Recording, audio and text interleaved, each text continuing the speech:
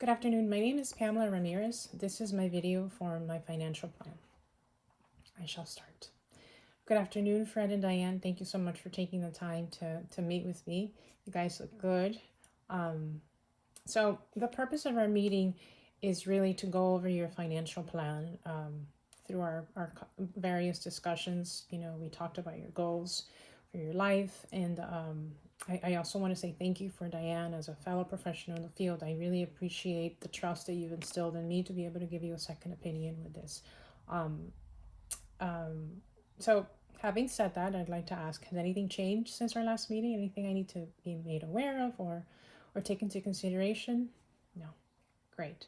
So as we had spoken in our prior meetings, this is so that we can review your financial plan, and just want to go over a couple of things before we dive in. Don't be concerned. There's a lot of pages. We're going to focus on just the most important ones, and then if there's any questions later on down the road, feel free to interrupt me. It might be a lot of information, daunting, but this is for you. It's about you, so I want to make sure that we capture everything. I most certainly hope that I have given the information that you have provided to me. So I want to start on page 11 of our document here. As we had discussed, I think your goals are very broad. In general, I think, Larry, Sally, and Victoria are, mostly in college. Victoria has, academic achievement, and we're not really planning for education, considering that they have their UTMA accounts funded, I think, by Fred's father. By my estimates, I believe they should have about $300,000. So, as I reviewed your information and your financials, for me, I believe the immediate goal was to really help you guys in planning for retirement. So this is where I've spent most of my time, and certainly I also want to encompass estate planning, which is also an important part, giving the inheritance that Diane, you're coming into.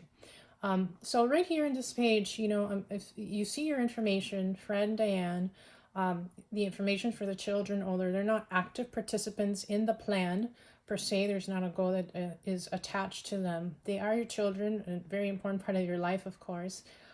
But also they're your beneficiaries. So we want to keep them in mind when we go through our planning. So Fred and Diane, I gave you guys an earlier retirement. Fred, you at 62, and Diane, you at 60, only because you've done a very good job of savings. Your savings discipline is fantastic. I commend you both.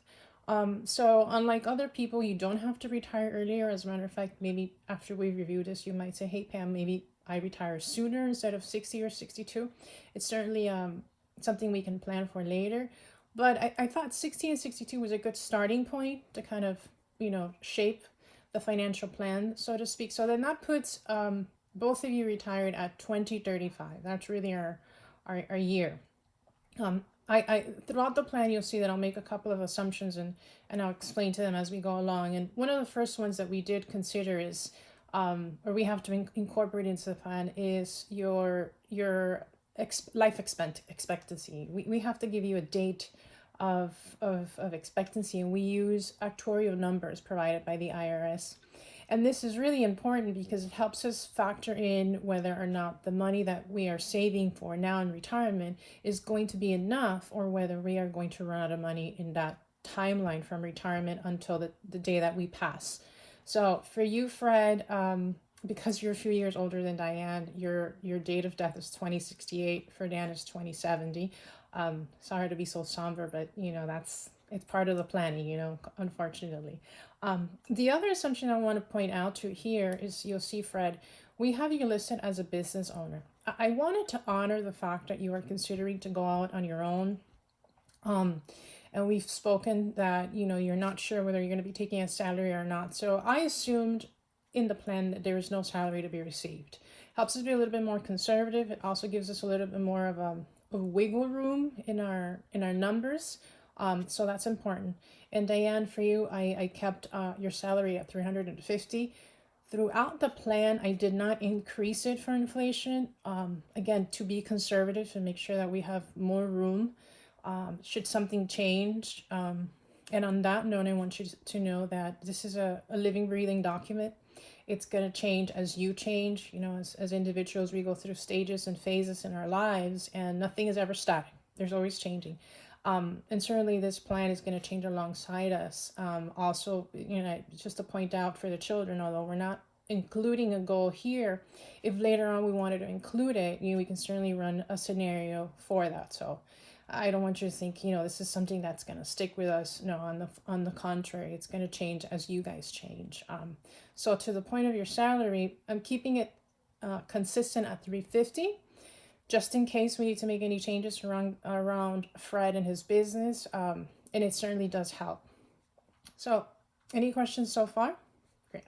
Now, I also want to point out, so I have you both retiring in 2035. I also have you guys earning, keeping an expense at retirement of 300,000. This would be your cash flow. So currently, based on the numbers that you gave me, it shows that you're from your statement of financial position, it shows that you're expensing on an annual basis about 350. I'm keeping you at 300 because there will be some expenses that are not going to be considered. For example, you're not going to be making your contribution into your SEP or into the other after-tax accounts. So 350 seems to be a very comfortable number. You might also say, but Pam, that's, you know, we probably won't have as many expenses when we do retire, but because you're going to have more time, you're going to be retired, we expect that you're going to engage in more travel and leisure and maybe take up a hobby or something else. So we always want to be generous in that number if we can, to allow for those changes in your lifestyle that we anticipate. Also, because Fred, unfortunately, I have you passing sooner than Diane, I've also assumed that at your passing, Diane is going to be living off of $200,000. Again, these numbers may or may not change, but it gives us a good starting point for us to consider and kind of shape our financial plan. So if you've got no questions, I'd like to continue on to our next page, page 12. Here we have your net worth summary. We've taken all of your liquid assets, your investment accounts, taxable and non-taxable, and your real properties, your home, your business, and also just a quick note, I've included here the cash value of your insurance policies. I like to include these because these are assets that are available to you. So I like to include it in the net worth statement. We might be a little bit off my numbers versus yours because of this particular amount. So we have also you don't have a lot of liabilities either. You know what you expense, you pay on a monthly basis. So that's great. So your net worth is $5,625,000. The next page is more of a granular breakdown, if you will, more detailed breakdown of each of these accounts. Diane's SEP, Fred's 401k, your ISO account, the cash account, Diane's trust, the aggressive fund, Fred's different trust accounts, and also the value of the properties, Diane's business, the equipment, and then the universal policy. Again, it's just more of a breakdown more so than the other one. The next page, page 15, is your current portfolio allocation. So this is what the total of your assets look like. And we have here a chart that kind of shows you where you're 71% invested in stock. And also the projected returns based on how you have been investing to be about 7.48. We adjust that for inflation at 1.9. So your real rate of return is about 5.58. Now your standard deviation, which is what we like to call your risk score, is 11.75. So that's the score that you would expect. That's the standard deviation, the risk that you take, and then the return that you're getting for taking on that kind of risk is at 7.48. Also, the returns that you would have received, we like to always give you the other side of the coin, not always the good side of the coin, just because markets are volatile and you have years where you have negative returns or other years where are just outstanding, like we saw in 2019. So we know for the Great Recession, your portfolio, as it's invested now, would be down 34%. And the bond market that we saw between 79 and 1980 would be actually up 10%. So it looks like the majority of your your assets are invested in US large cap, about 21% in US large cap growth. So this here now gives us a breakdown by style or an asset class as to how you have the portfolio invested. Any other questions so far? Perfect. Let's move along. Here we have a breakdown of the returns per asset class.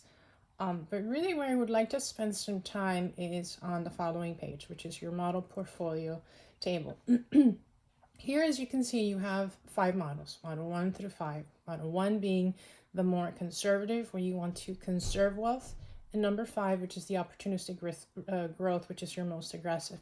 Now, you ask, what do these models mean? These models have been put together by our Global Investment Committee that kind of analyzes and tells us, based upon the answers in the risk tolerance questionnaire that we discussed earlier, and tells us more or less what the objective would be and how we should be invested based on the goals of our clients. And it gives us a very broad view of the areas where we can go into. And really what it tells us is the following. Are we taking on too much risk in our portfolios? Are we taking on the adequate amount of risk for the return that we expect? Now, this helps me because really my goal is always going to be for you. Can we achieve the best return for the less amount of risk?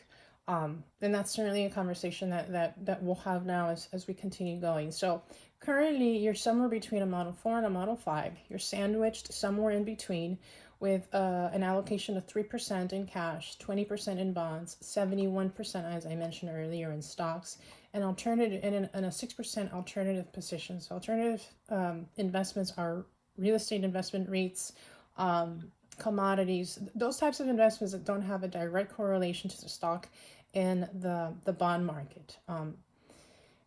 So here where you notice on model 4 is really where I would like to have you, basically because if we can reduce your risk and balance your portfolio out somewhat more, a little more balance, might I say, to where we have you in a 24% bond allocation, 52% stock, which means that we're reducing your risk to the stock portfolio, to the stock market, and then adding some additional investments towards alternatives, would be able to achieve 7.08%, not very far from the 7.48 that you have, and have a standard deviation of 10.14. So we would be reducing your risk by a little bit more than 10% and achieve a very similar rate of return.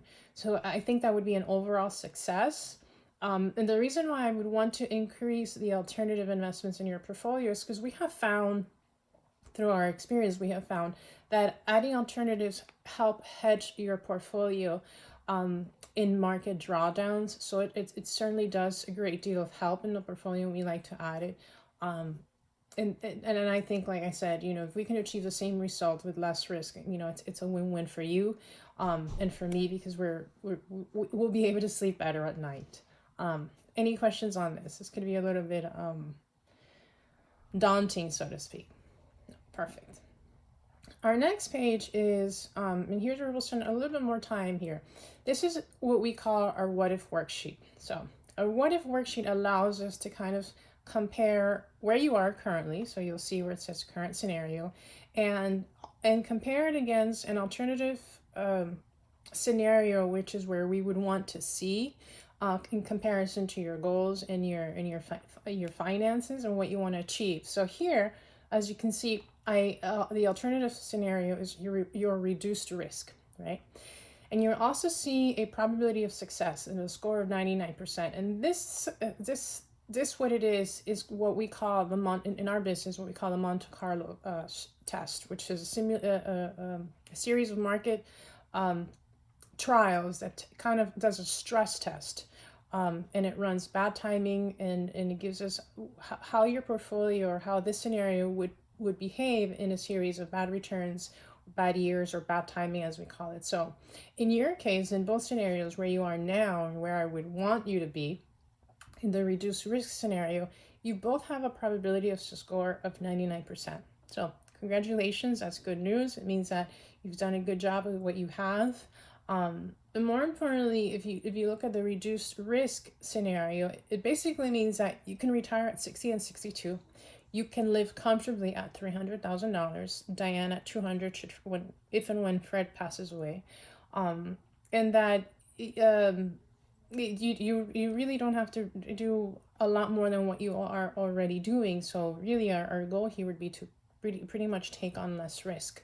And 99% is really the highest score that you can get. So I do say that, you know, you've done a phenomenal job. I mean, I wish every person we met with had this situation. Unfortunately, it's not the case. So I commend you once again. And I'm sure Diane can attest to this in her practice. So moving on the next page, it'll come down in a very it'll kind of do a comparison between where you guys are right now and really the difference in what we're planning for or assuming, right? So we're going from a 7.48 return to a return of 7.48 to a return of 7.08, a lower standard deviation, and a real adjusted return of 5.09. This is before retirement, and after retirement, we have a return of 6.99 and an adjusted real return of 509. Always will include the base inflation rate. As you know, we'll include it in the portfolio. It's very consistent throughout the plan. On the following page, page 19, you'll see here Fred retiring at 62, Diane retiring at 60. Both of you passing at 95. Both retired living off of 300,000. Diana alone at 200,000. Really nothing changes there between the current and the proposed scenario under reduced risk. We're gonna continue making the $4,000 contributions per account that we have done, along with Diane SEP, which is not listed there, but that accounts for the $70,000 annual contributions that you're making each year. And Diana, we're also including here the inheritance that you're receiving. I know the estate hasn't been settled, so it's not included in the net worth, if you noticed. But I have you receiving it in 2020. Hopefully everything settles out by then. If not, we can make the change. But if you notice, I assumed amount to be received for 13.5 million. Certainly there will be estate taxes to be paid. So I adjusted for that. 13.5 seems to me as a very good number in terms of what you receive. So we've accounted for that. And like I mentioned, because you've come into this money, we are going to have a plan for estate planning to see what's the best way to go about sheltering the assets and mitigating the taxable liability down the line. And you'll see that. And then really our goal is going to be to work along your CPA and work with an estate attorney that can certainly help make the right vehicle, put the right vehicles in place to help with that. Also on the next page, you'll see really the difference between the scenario that I have is going to be a 7.8 rate of return with a 10.4 standard deviation. Like I said earlier, that's the risk score. Now on the following page, it's this page 24, it's the combined details of everything that we've spoken about. It's just a different way of looking at your financial plan, at your financial lives. And the way it's presented to you, it really takes a look at everything in a graph where we put together all of your assets. We also take into consideration the date that you retire, and here you see the purple dot is going to be where it shows 2035 when you both retire. Then you also see the date and time in 2068 when Fred is going to pass away. I hate to put it that way. So here we know when the portion of Fred in the plan ends, and then in 2070 you'll see the blue dot. This is where Diane is accounted for. And really it helps us provide a picture of how your investment portfolio is going to hypothetically perform over the life of your plan. So it's a different way of seeing the same information. And really where I want to spend a little bit of time is in the following page 24. This is more of this is really a detailed view of of where you guys are now, and it's more of a cash flow analysis, so to speak. So over here, what you'll see is where you are now, 47, 45 year 2020, where you're making the $70,000 contributions, where you have the investment earnings. We account for taxes as well, based off of those earnings, and then what the value of your portfolio would be at year end 2020, and then it continues factoring all of those years, year after year, unto year 2035. And this is here where you see a big change, because this is your retirement year. So now the plan is going to shift from contribution details to distribution details, because we assume that you're going to start to take money away from your investment portfolio so that you can replace that paycheck now that you're in retirement. So as you can see, you'll start withdrawing on a regular basis at retirement anywhere between 300. We start withdrawing at 397, which is adjusted for inflation in year 2035. That's why that's not that $300,000. That's $300,000 today. In 2035, adjusted for inflation, is 297. So you see the difference here in the cash flow between your addition to your assets and then your contribution, your funds used out of retirement. And then the other thing I want you to see on the following page, if you continue going all the way to the end, where it says, you'll see 2068, where Fred's plan ends, and then 2070, where Diane's plan ends, which is when you both have passed away, and you end up with a value in the portfolio of $225 million. Now, that's a very large amount, which is basically the amount of money that you would pass on to your children. And the reason I point it out is because really what we're looking for is we want to make sure that from the time that you retire to the time that you pass at age 95, that we have to assume for, right? That you do not run out of money, because that's really what most people are afraid of. Really what we want to know is, can we replace our paycheck? Can we live with the same lifestyle that we have now, and will we run out of money? So as you can see, that's not the case for you guys. You can sleep at night. It's a great number. But now, because it's a large number, we have to also actively plan for the best way to protect that, which is where we'll talk about your estate planning now. So on the following page is page 28.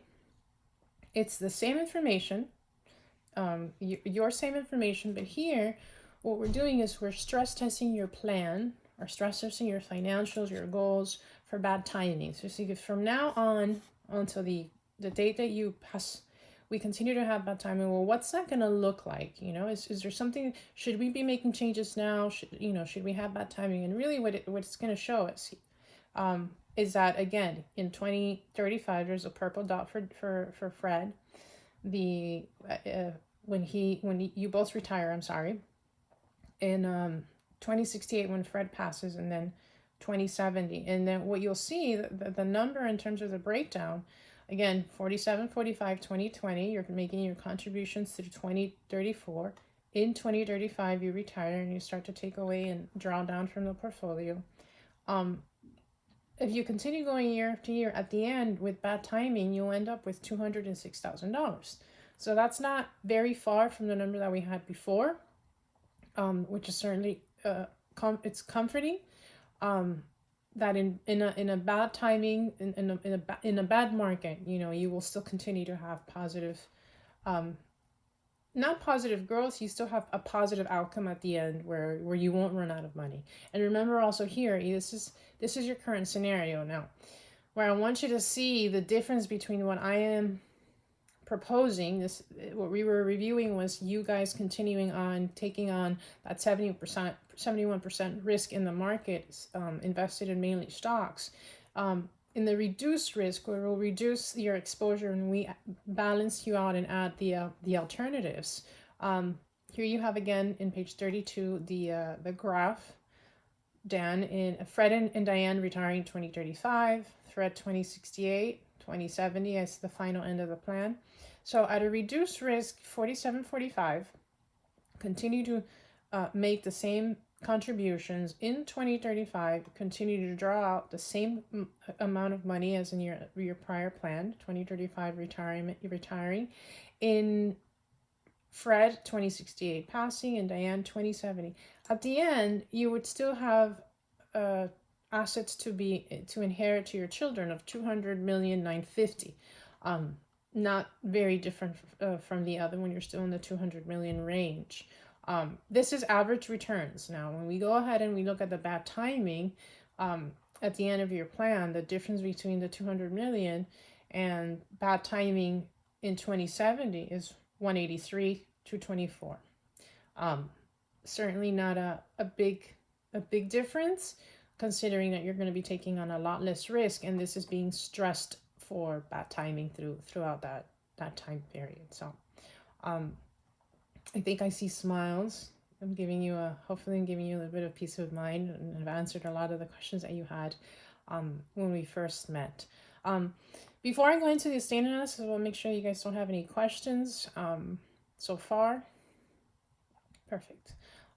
So here now we have the estate analysis. So we've said, okay, Pam, you have all this money, let's say.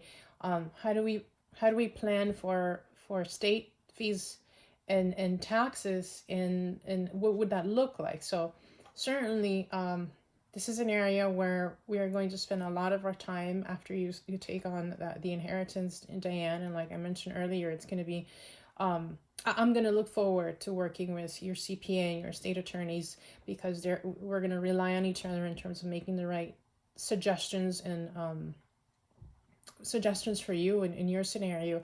And if you don't have an estate attorney that you're currently working with, I can give you a couple of options that you can take the time to call and see which one is a good fit for you. So if you turn to page 43, this is again, a breakdown of all of the assets that you have, the retirement assets, the after-tax assets, your real estate, your business property, the equipment as well, and then the value of your life insurance policies. And then if you come over to page 45, you'll see really what would your current estate look like. So we always want to plan for the worst. God forbid something were to happen to you. But the first scenario I wanted to give you was, what if something happened to the two of you today? God forbid. But we always have to plan for the worst, right? And expect the best. So here, if something were to happen to you both today, you would be looking at estate expenses of $176,350, with a total transfer to your heirs, to the children, for $5,758,650. $5,758,650. This is what it would look like, what they would distribute amongst themselves after the estate expenses have been taken into consideration. It's a large number. Again, we have to work on actively finding the right vehicles for you to protect the money. The other alternative would be, okay, well, what would that look like after we receive, the inheritance? So if you had the inheritance today, you would be looking at a federal estate tax of $54,174,995, with estate taxes of $10,450,256, with a total amount going to your heirs of $139,178,066. Still a lot. It's still a lot, and like I said, it's part of our goal to work with the right professionals to give us the right vehicles to help better plan for this. So this is your financial plan. Again, I thank you so much for the time, for the opportunity. And if so where do we go from here? So first of all, again, if you have any questions, you can always reach out to me and ask me. But really what we would want to work and do next is to get the accounts started, to get the accounts open and the assets transferred, and then start making the adjustments to your portfolio, because it's the number one thing that we need to take care of. So that's what our next steps would look like. Now you know where to reach me.